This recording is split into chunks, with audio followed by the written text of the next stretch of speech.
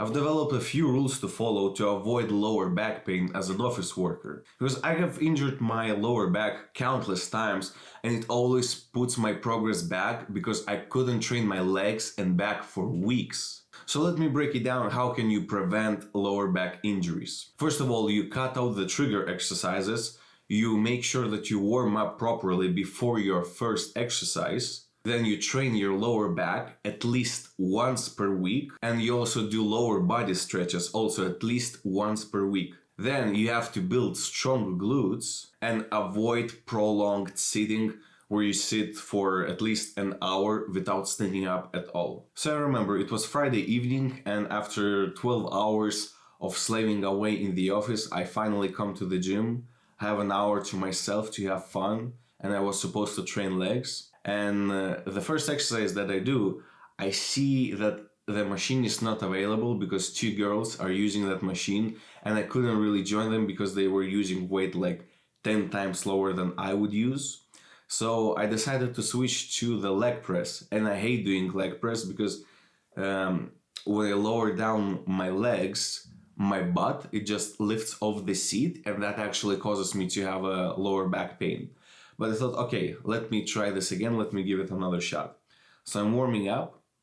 I've done the first set, and I already feel like half of the reps that I've done, my butt was always lifting off the seat, and it was actually hurting my lower back.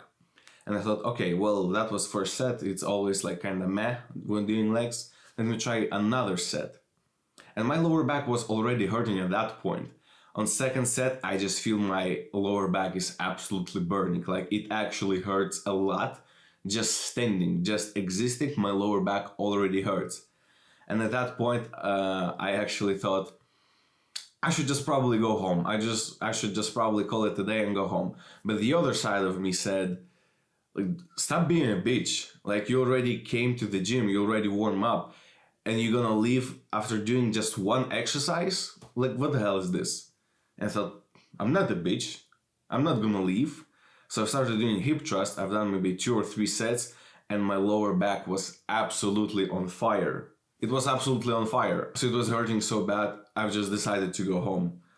I wake up on Saturday morning and I'm having troubles getting out of bed. That's how bad it was hurting. So first and most important, obviously, cut out the trigger exercises. It's obvious, we all know this, but for some reason, I've still done this exercise and got injured. And there are definitely solid alternatives to any exercise that you can do, trust me. It's just not worth to risk it.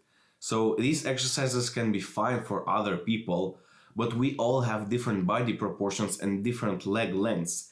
Because my legs are quite long and I like to do deep squats, so that's why the leg press doesn't work for me, because when I lower the weight, my butt just naturally lifts off the seat, and that creates a higher risk for injury. Second thing is that you always have to do a proper leg warm-up. You start with dynamic leg swings forward and back, left and right.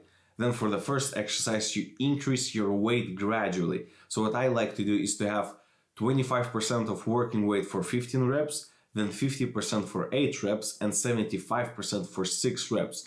After I've done these 3 warm-up sets, I just wait 3 minutes and start with a normal working weight. For lower back training, I do heavy Romanian deadlifts once a week, and that's usually enough for me. But if you don't know how to do Romanian deadlifts properly, it can be a trigger exercise for you.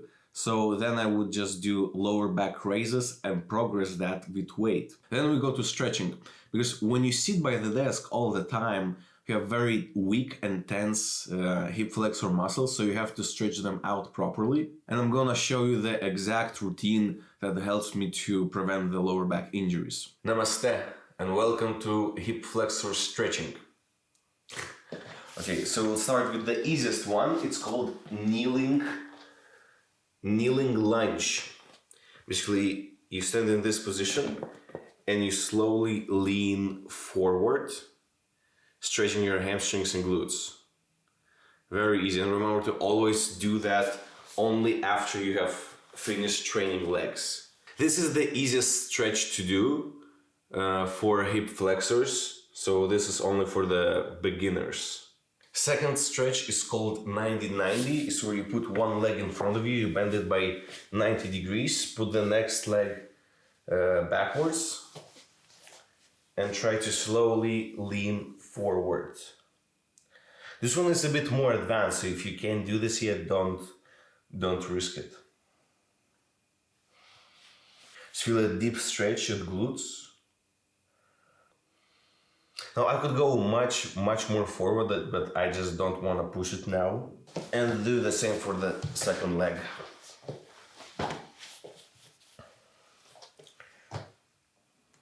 And third pose is called the pigeon pose. It's very similar, but it's even more advanced because you lean forward more and you put your second leg straight backwards. So let me show.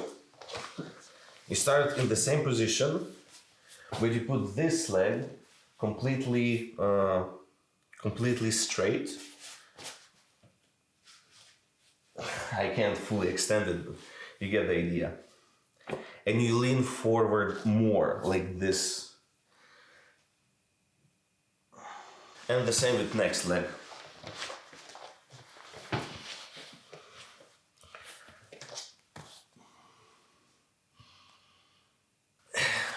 That's basically it. Then we go to building strong, juicy glutes. Most guys don't train glutes because they think that glute training is only for girls. But to be honest, girls love when guys have a big butt. When you have weak glutes, it shifts the load from lower back and increases injury risk. The best exercise by far to safely and efficiently build strong glutes is barbell hip thrust.